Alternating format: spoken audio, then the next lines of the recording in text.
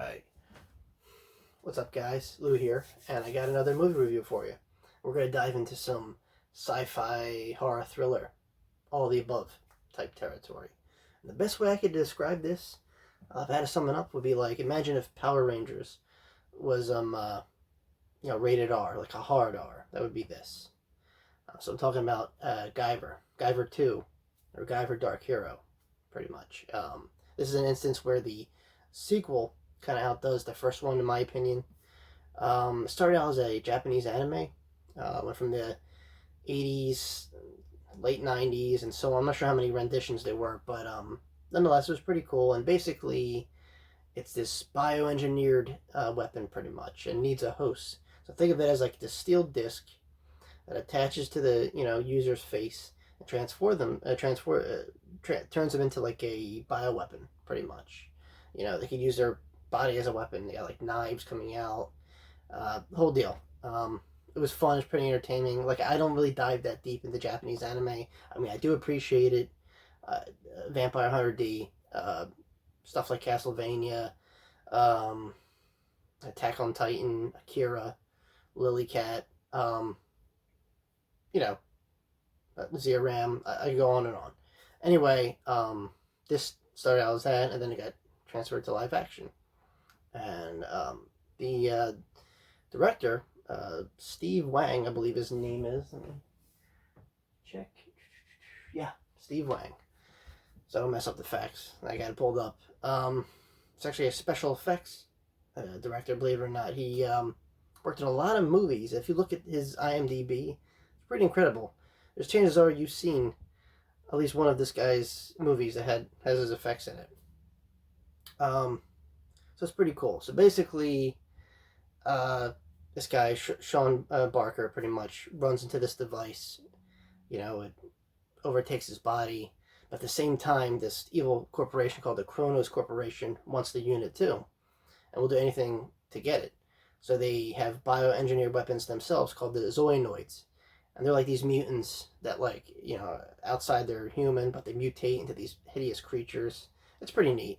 But yeah, the sequel kind of picks up where the first one left off. So it's like, Sean Barker, and he's trying to just kind of understand why this, alien being kind of chose him, And he overhears a dig site in Utah, like an archaeology site, that has drawings and stuff of the Guyver units. And he's thinking, oh, maybe I should go there. Well, this is on, the news. So of course the corporation that he once fought against I'm not sure if they're back or it's a new rendition of this evil corporation. Anyway, we get a lot of cameos from the original Zoinoids in this one. We get some new creations too, but it's nonetheless it's fun. Like I said, is it the best movie in the world? Probably not. But like I said, it has its charm. I'm glad this happened, and one of the few instances where we need like a remake or a sequel or something. And David Hayter, again, live. I like to see David Hayter. I want to hear him use the voice, the solid Snake voice. I think that's awesome. But anyway, he tries to kind of figure out what's going on at this dig site and how it could help him. Of course, the Zoinoids and the Cronos Corporation intervene, and it's like all-out battle. Like I said, it's very reminiscent of an R-rated Power Rangers, pretty much. That's the way I could best describe it. But what I love about it, like I said, practical effects. This one was made in '94, and I mean, yeah, it's just fun. Like when the guy changes, you see it. The Zoinoid creatures, when they go from human to mutant, like I said, there's these hideous creatures, but they're designed really, really well, I think. Like I said, the acting, but at the same time, it's fun, it's cool, it's got some horror elements, some sci-fi elements. They kind of deep dive a little bit into the bio of, why the Guyver Unit chose him and all this. Anyway, like I said, it's a movie, like, if you got nothing else to do, you want to see something you probably haven't seen before, or maybe heard about, Guyver 2, Dark Hero. Like I said, there might be a few familiar faces you recognize in the cast. For me personally, just seeing David Hayter, not as Snake, But, as this character and the Guyver, and the Guyver's so badass. The Guyver should be part of the Avengers, man. Like, I'll leave an IMDb link so you could just see how he looks, because we need a sequel, a remake, something. I normally don't ask for that stuff. I like it as it is, original sequels, whatever. But I mean, we should definitely bring this guy back into this century. I don't know. I think people would dig it. But anyway, this is one of those films I kind of grew up with.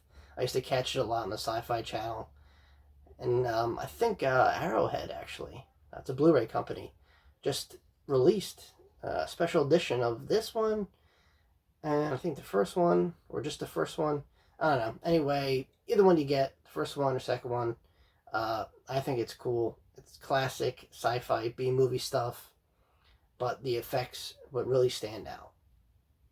Now, this director, the special effects director, who's directing this one, Steve Wang, usually works for a guy, or works with a guy named Screaming Mad George. I'm gonna probably mention in my next video, because I don't think he did the effects for the first one, but not for this one, or maybe he was a consultant. Anyway, I'm gonna save that for later. But yeah, my thoughts on the film, like I said, Guyver might not be for everybody, but it's got such a huge impact for me when it came to, not just anime, but,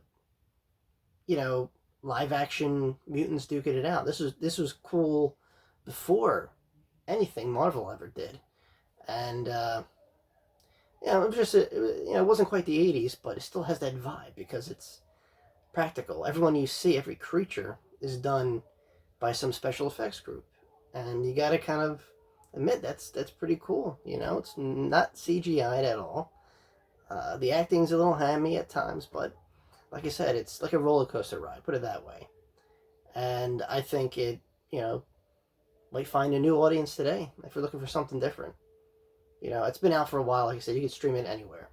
But anyway, that's my review for Guyver Dark Hero. It's a great sci-fi action horror vibe kind of movie, and I recommend it. Like, seriously, if you want to see something you haven't seen before, or just in a different way, Guyver 2, Dark Hero.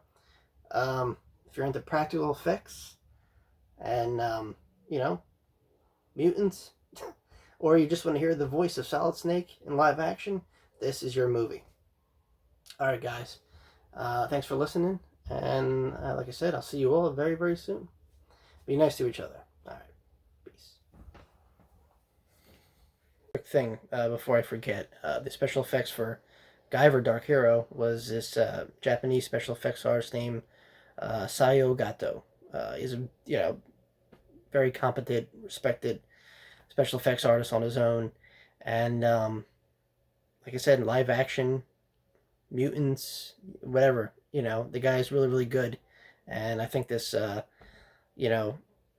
represents a good part of his work. So yeah, just wanted to kind of fill that in there. All right, guys, peace.